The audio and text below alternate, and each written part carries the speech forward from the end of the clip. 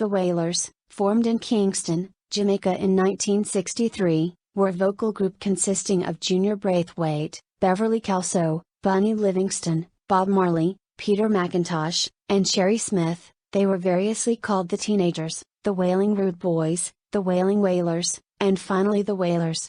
Braithwaite, Kelso, and Smith had departed by 1966, leaving the trio of Livingston, Marley, and McIntosh. By the early 70s, they had begun playing musical instruments and added a rhythm section consisting of brothers Aston Family Man Barrett bass and Carlton Carly Barrett, drums. After recording extensively in Jamaica, this unit was signed to Great Britain's Island Records, which issued their label debut, Catch a Fire, in April 1973, followed by Burnin' in November. These albums attracted critical attention but didn't initially chart. By the time of Natty Dread, 1974, the original group had split, with McIntosh, later billed as Peter Tosh, and Livingston, later billed as Bunny Wailer, leaving. The breakthrough for this group was their appearance at the Lyceum in London on July 18, 1975. The show was recorded and quickly released on LP as Live, and Marley and his reggae music became an international sensation.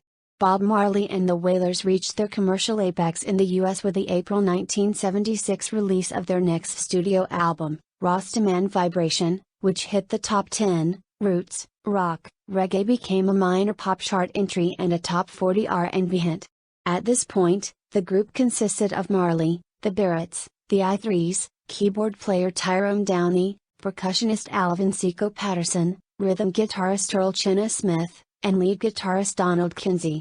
Exodus, released in May 1977, found Marley and the Wailers taking a slightly more up-tempo, and disco-influenced, direction. It produced 3 top 40 chart hits in the UK, Exodus, Waiting in Vain, and the top 10 Jamming, backed by the No-It LP Punky Reggae Party, and became their first top 10 album in Great Britain. In the US, it sold about as well as Rastaman Vibration, but the band began meeting resistance from category-conscious radio programmers who couldn't figure out whether to slot it as rock or R&B. Exodus became a top 20 R&B hit and Waiting in Vain made the R&B top 40, but neither single charted pop. Once again, Marley had tinkered with the band's personnel, which for Exodus consisted of himself, the Barretts, the I3s, Downey, Patterson, and lead guitarist Junior Marvin.